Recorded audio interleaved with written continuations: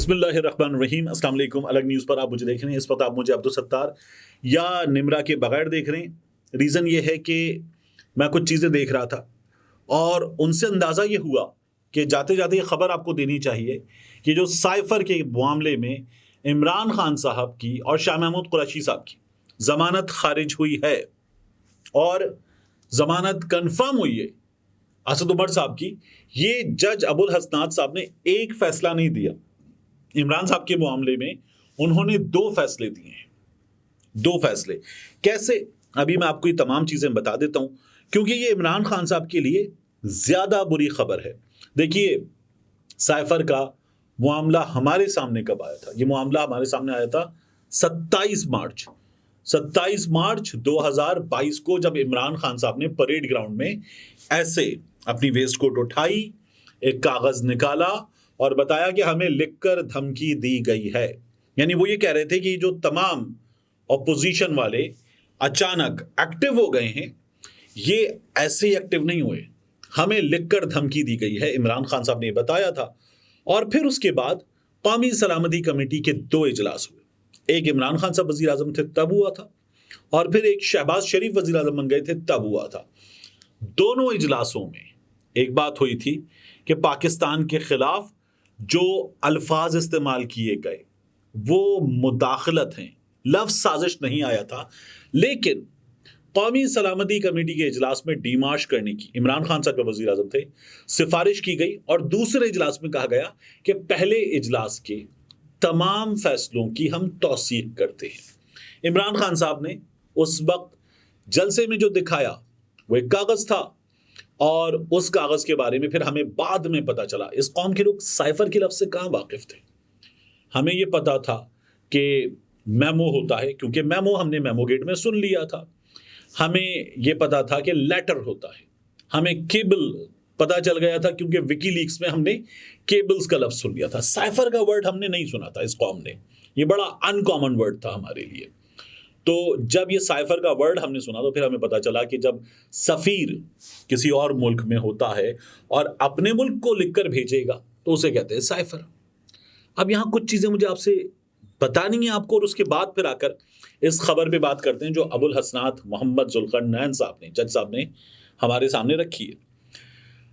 हुआ क्या कि डोनाल्ड लू की मीटिंग हुई असद मजीद के साथ। वो जो इंटरसेप्ट ने साइफर पूरा छाप दिया था, साइफर का मतन, तो उसमें क्या हुआ कि डिफेंस अताशी भी मौजूद थे।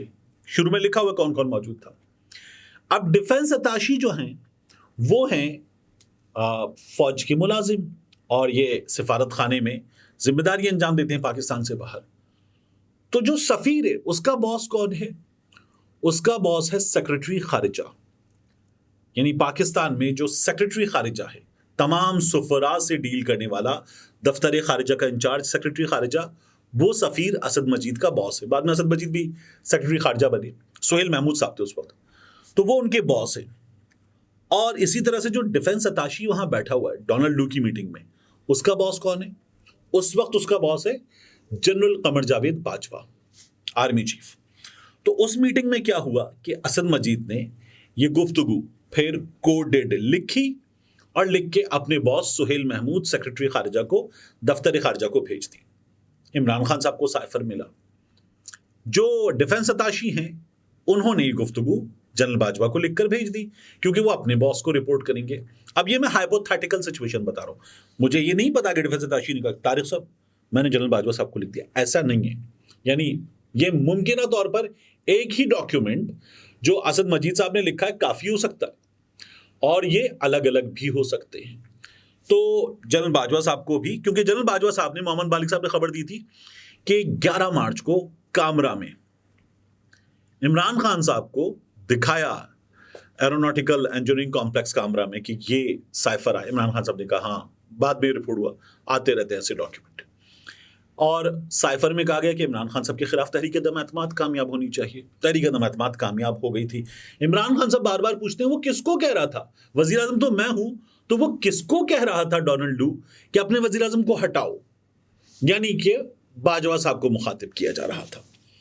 अब ये हुआ साइफर में हमारे सामने, इमरान खान साहब की हुकूमत चली गई। इमरान खान साहब ने बाजवा साहब पे इल्जाम लगाया। अब फजल रहमान साहब कहते हैं कि नहीं, मेरी जो सियासी अखलाकियात हैं वो इजाज़त नहीं देती कि मैं बाजवा साहब पे तनकीद करूं। पहले वो कहते थे ये बुढ़े जर्नैल ये हमें बताएंगे, हम इनसे ज़्यादा मोहतरम। बहरहाल वापस आते हैं साइफर के मौजू पर। अब एक चीज़ देखिए, होता क्या है, आपको याद है विकीलीक्स में फजल रहमान ने NW पैटरसन से कहा था हम भी तो पड़े हैं राहों में, तो उन्होंने कहा था हमारे बारे में भी सोचे, हमें वजीर आजम बनाए। तो फजल रहमान साहब को भी पता था कि वजीर आजम पाकिस्तान वहां से मंजूर होकर आता है। तो इमरान खान साहब ने जब ये बात की और जब ये बात हुई कि वोट ऑफ नो कॉन्फिडेंस के नतीजे में आपका वजीर आजम हटाया जाए, तो पाकिस्तान के लिए, पाकिस्तानियों के लिए सोचने का मौका है कि हमारा फैसला, हमारी एक हिस्ट्री है वहां से होता हुआ आया है। ये जो हमारे हुक्मरान शहबाज शरीफ साहब ने कहा था ना, अमेरिका को कह दिया डू, एब्सोल्युटली नॉट।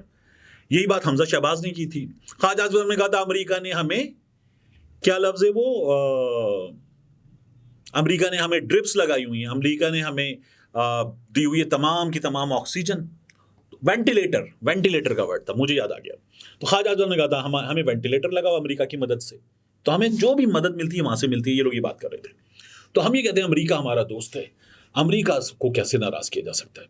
अब सोचेंगे मैं और आप कि क्या अमेरिका वाकई हमारा दोस्त है? क्योंकि अमेरिका ने जो है, जब शकील आफरीदी को हमने दी 33 बरस की सजा, तो अमेरिका ने कहा तुम्हारी ऐसी की तैसी, तुमने 33 बरस की सजा दी, उस आदमी ने हमारी मदद की थी उसामा बिन लादेन को पकड़ने में, अब तुम्हारे पैसों में से हम 33 मिलियन काट लेंगे, हर साल का $1 मिलियन। तो जो हम तुम्हें चीज के पैसे देते, जाओ बेटा चीजी खा लो, इसमें से हम तुम्हारे पैसे काट लेंगे। और उन्होंने, अमेरिका ने पाकिस्तान के पैसे काट लिए। अमेरिका हमें जब चाहता है वो कहता है डू मोर, जब अमेरिका हमें चाहता है कि पैसे नहीं देगा तो कहता है नो मोर, और फिर उसके बाद जो है हम अमेरिका कहते हैं प्लीज मोर। तो जब हमें पैसे तो अमेरिका से हम कहते हैं डू मोर। तो ये हमारे केस में होता रहता है। तो अब एक ऐसा मौका आया कि जब हमारे यहाँ ये सदा उठी कि नहीं, इस मुल्क का फैसला इस मुल्क के अवाम करेंगे। और फिर हमने वजीर आजम इमरान खान साहब को जिन मुश्किलात में देखा, उन मुश्किलात में देखा, तो इमरान खान साहब जो है वो ये बात कर रहे हैं कि इस मुल्क का फैसला इस मुल्क के अवाम करेंगे। और इमरान खान साहब जो हैं वो जब रशिया गए थे, तो इमरान खान साहब पाकिस्तान की फॉरेन पॉलिसी के हवाले से कुछ फैसले करना चाहते थे। बाद में जनरल बाजवा ने कह दिया था कि नहीं जी, ये खुद गया था रशिया। यही डोनाल्ड लू ने भी कहा था और ये साइफर में लिखा हुआ भी है। तो ये पूरी कहानी थी। इस कहानी को आपके सामने दोहराने का मकसद ये था कि अमेरिका जो दोस्त है ना, वो इंडिया का है। यानी वो इंडिया को ट्रेड देगा, अमेरिका इंडिया को मदद देगा, हमें भीख दे देगा। अमेरिका इंडिया को लेकर चलेगा, क्वाड में शामिल कर लेगा, यानी 4 मुल्कों का इत्तेहाद जिसमें अमेरिका को फायदा होगा। अभी जब मोहम्मद बिन सलमान के साथ आए तो अमेरिका इंडिया के लिए ट्रेड रूट बनाने में भी हेल्प करेगा। वो इंडिया से सारे बड़े बड़े मुआहिदे करेंगे और उनकी इतनी बड़ी आबादी में जो अमेरिकी कंपनीज हैं वो जाएंगी, एप्पल जाएगा, बड़ी बड़ी कंपनीज जाएंगी, सिलिकॉन वैली में इंडियंस जाके काम करेंगे, तो उनको फायदा होगा। मैं और आप, हमें मिलेगा पीनट्स, क्योंकि हम अमेरिका के दोस्त नहीं हैं, हमारी कोई हैसियत भी नहीं है और हमने अपनी हैसियत बनाने की कोशिश भी नहीं की। तो हमारे साथ यही हो रहा है। इंडिया ने क्या किया, जब हमने अभिनंदन का जहाज गिराया तो इंडिया बार बार कहता रहा F-16 से गिराया इन्होंने, हम कहते रहे नहीं हमने F-17 थंडर से गिराया। क्यों? अमेरिका ने हमें F-16 दिए थे। हो सकता है कि किसी मौके पे खुले कि अमेरिका ने कहा F-16 इंडिया के खिलाफ इस्तेमाल नहीं हो सकते एग्रीमेंट के तहत, तो वो दोस्त थे उनका। इंडिया जोर लगाता रहा, हम कहते नहीं जी F-17 थंडर से मारे। अगर इंडिया ये स्टैब्लिश कर ले तो इंडिया फिर अमेरिका से कहेगा देखो तुमने इनको जो बेचे थे उनसे ये हमें मार रहे हैं, तो फिर इंडिया अमेरिका में कहेगा वहां इस्तेमाल नहीं करने। ये चीजें होती हैं। तो हमारे यहाँ जो साइफर में हुआ था वो आपके सामने जरा सा दोहराना जरूरी था। अब जो जज साहब हैं अबुल हसनात मोहम्मद जुल्करनैन साहब, वो ये कह रहे हैं कि इमरान खान साहब ने साइफर के मामले में और शाह महमूद कुरैशी साहब ने जो किया है उससे उनके खिलाफ नाकाबिले तरदीद शवाहिद सामने आते हैं और इसलिए इमरान खान साहब की और शाह महमूद कुरैशी साहब की जो जमानत है वो मुस्तरद की जाती है। आप जज साहब जमानत मुस्तरद कर देते, कोई भी ग्राउंड्स रखते या इसमें ना लिखते इतनी तफसील, लेकिन जज साहब ने जब ये कहा है कि नाकाबिले तरदीद शवाहिद हैं, तो हुआ क्या कि जज साहब ने इमरान खान साहब को अभी उस केस में जिसका ट्रायल शुरू नहीं हुआ, उस केस में मुजरिम भी करार दे दिया। तो जज साहब ने सिर्फ एक फैसला नहीं दिया कि इमरान खान की दरखास्त जमानत मुस्तरद, नाकाबिल तरदीद शवाहिद हैं, ये लिखकर जज साहब ने ट्रायल शुरू होने से पहले इमरान खान को, शाह महमूद कुरैशी को मुजरिम भी करार दे दिया। ये खान साहब के लिए ज्यादा बुरी खबर है। सलमान सफदर साहब ने ये बताया जज साहब को कि साइफर केस का मुद्दई वजारत दाखिला का अफसर है। वजारत दाखिला ने साइफर केस हाईजैक किया। साइफर वाशिंगटन से भेजा गया, जिसकी वसूली वजारत खारजा ने की। चेयरमैन पीटीआई पर साइफर केस में जाती मुफादात लेने का इल्जाम है। उन पर केस में कौमी सलामती को नुकसान पहुंचाने का इल्जाम है। आजम खान का जिक्र मुकदमे में है। आजम खान अदालत में हैं क्या? आजम खान नहीं थे। क्या आजम खान की जमानत मंजूर हुई? ये भी पूछा गया, तो वो भी नहीं हुआ।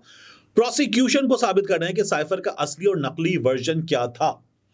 अभी जो साइफर के वर्जन की बात हो रही है, देखिए एक बात याद रखिएगा, इमरान खान के हाथ में साइफर कभी भी नहीं है। साइफर किसी के अब्बू भी नहीं पढ़ सकते। मतलब साइफर कोडेड लैंग्वेज में लिखा होता है, दफ्तर खारिजा के तरबियत याफ्ता लोग पढ़ सकते हैं, जिनको वो पढ़ना आता है या वो बनाना आता है। वो इमरान खान को भी नहीं समझ में आएगा, किसी को समझ नहीं, शाह महमूद कुरैशी को समझ में नहीं आएगा। तो साइफर जो है वो डी कोड करके दिया जाता है कि जनाब इसका मतलब ये है जो आया है। तो इमरान खान के पास साइफर कभी नहीं आया। इमरान खान के पास उसका डी कोडेड वर्जन आया। जज साहब ने बताना शुरू कर दिया कि इस केस में साइफर की एक कॉपी थी इमरान खान के पास, एक वजारत खारजा की कॉपी, एक कॉपी थी ISI के लिए, एक कॉपी थी जनरल बाजवा के लिए। ये जज साहब ने बताना शुरू कर दिया। तो ये अभी हमारे सामने वैसे भी साबित होकर नहीं आएगा, लेकिन जज साहब ये बता रहे थे। ये कानून क्या है? ऑफिशियल सीक्रेट एक्ट 1923 का कानून। 1923 में कौन था? ये जज अदालत में भी सवाल हुआ। तो सलमान सफदर साहब ने ये बात की थी। शाह कावड़ साहब जो वकील हैं दूसरी साइड के, उन्होंने कहा मेरे अब्बू पैदा हुए थे 1923 में। तो सलमान सफदर साहब कहते उस वक्त कौन था हम में से? तो मैं अब आपसे मजीद अर्ज करूं, गोरे ने यह कानून क्यों बनाया था? हम काले अंग्रेजों के लिए बनाया था कि हम में से कोई जासूसी करेगा तो ऑफिशियल सीक्रेट एक्ट उसके खिलाफ, और वो हमें अलाउ नहीं करते थे। अंग्रेजों का इलाका, यहां से आगे कोई नहीं जा सकता, और तुम पाकिस्तानी भी यहां से आगे नहीं जा सकते, यानी पाकिस्तानी तो थे नहीं उस वक्त, तुम इंडियंस इससे आगे नहीं जा सकते। गोरा में ये बताता था और जगह जगह लिखा होता था इससे आगे नहीं जा सकते। अभी भी हमारे यहाँ हसास मकामात पे लिखा होता है, तो ऑफिशियल सीक्रेट एक्ट वहां पे लग जाता है।